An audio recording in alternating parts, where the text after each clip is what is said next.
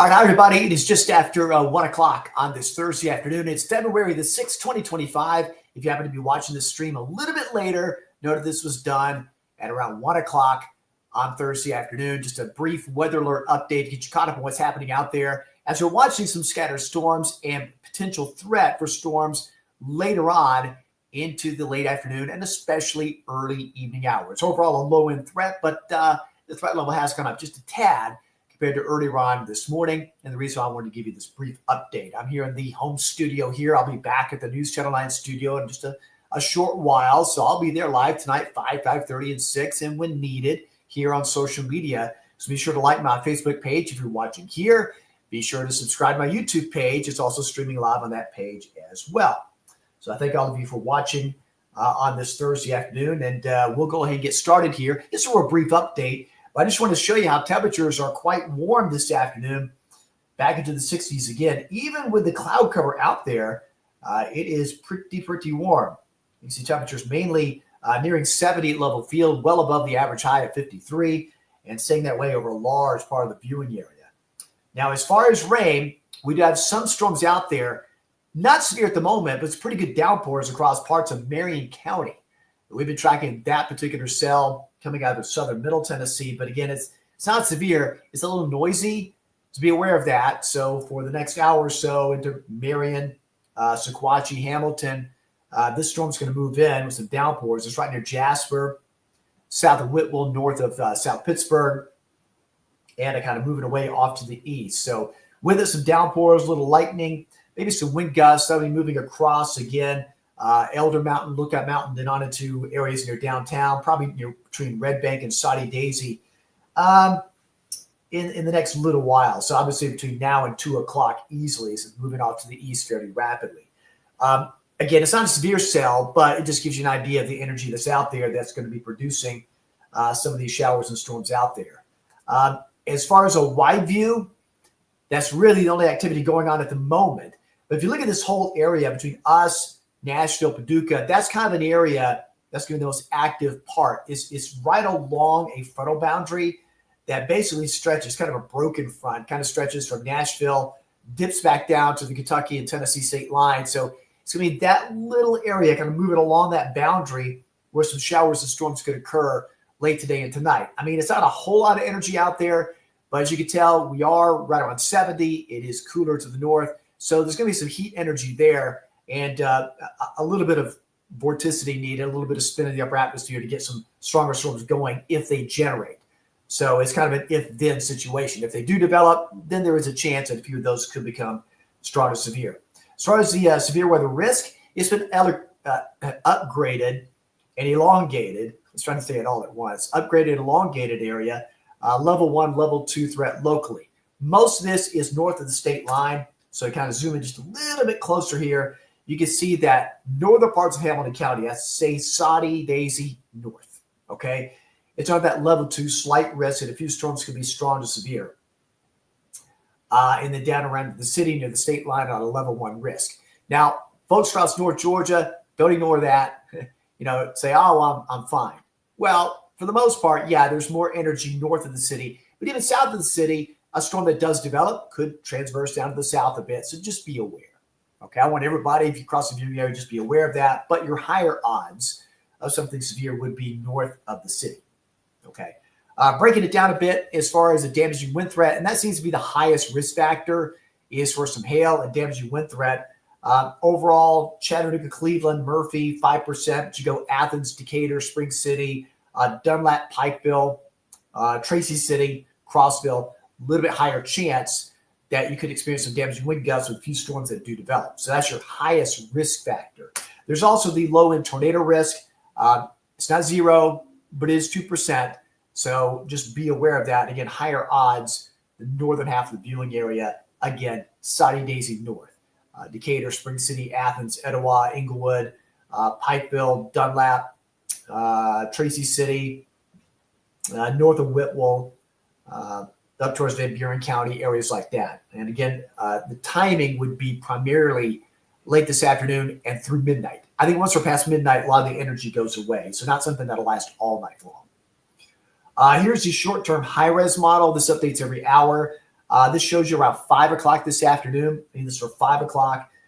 You can see showers from the bed of storms, a little bit better right along I-40 just south. And it kind of stays right along that boundary. So you can see the clusters of orange and red, the heavier chance for storms is a little bit north. That's through 8 o'clock. And then 8 o'clock to midnight, the energy starts shifting more toward the Knoxville area and moving out.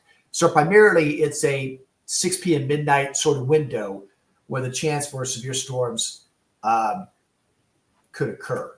Now, our future track model shows similar scenario. This is around 5 o'clock. It's more just isolated locally, but it does tend to favor 8, 9 o'clock north of the city. A little bit better chance for a few storms developing. And same thing around midnight kind of moves on out.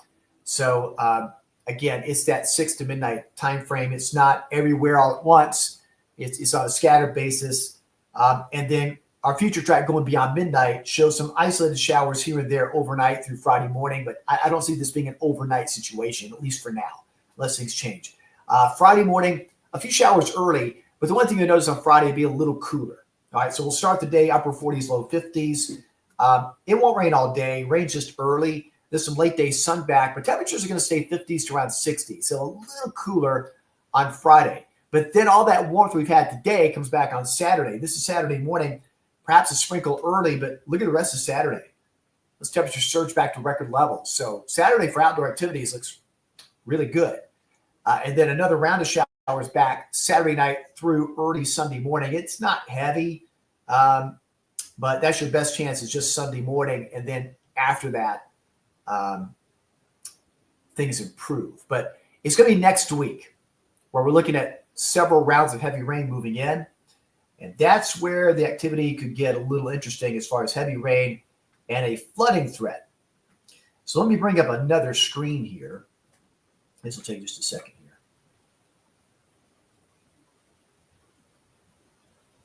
Let's see. Share this screen over. Do a little multitasking.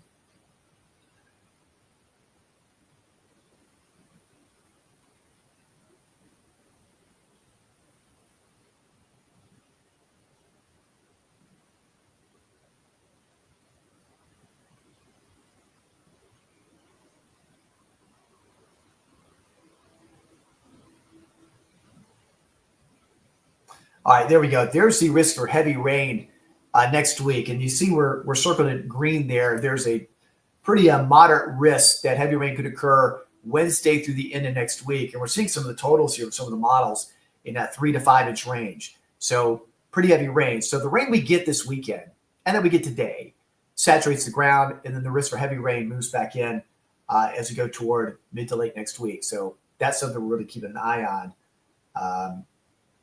Heading into that period for mid to late next week.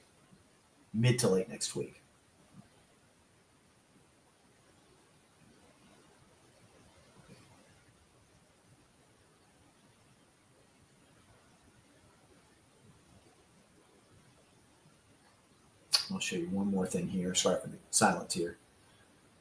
When I try to share the screen, I'm doing it from one screen, so it's a little bit of shuffling here and then. I don't want to disrupt the feed there any little bit.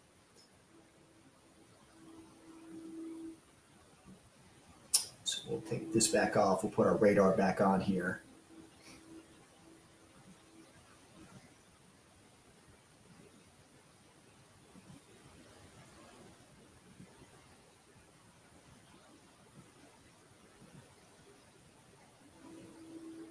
There we go. And again, you can see even that shower activity that was around the city approaching Marion to Hamilton's kind of it's not as heavy as it was.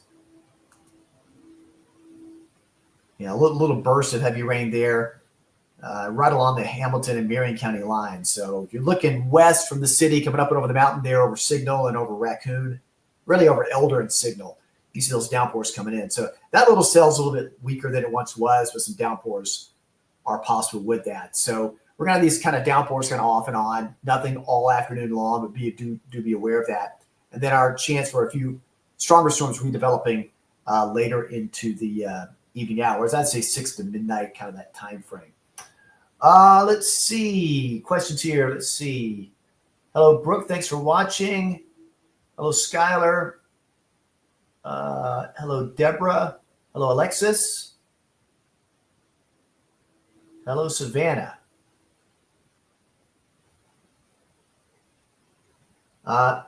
Savannah is asking, so for peace of mind, we're just looking at a great amount of rain, flooding, right? Nothing severe.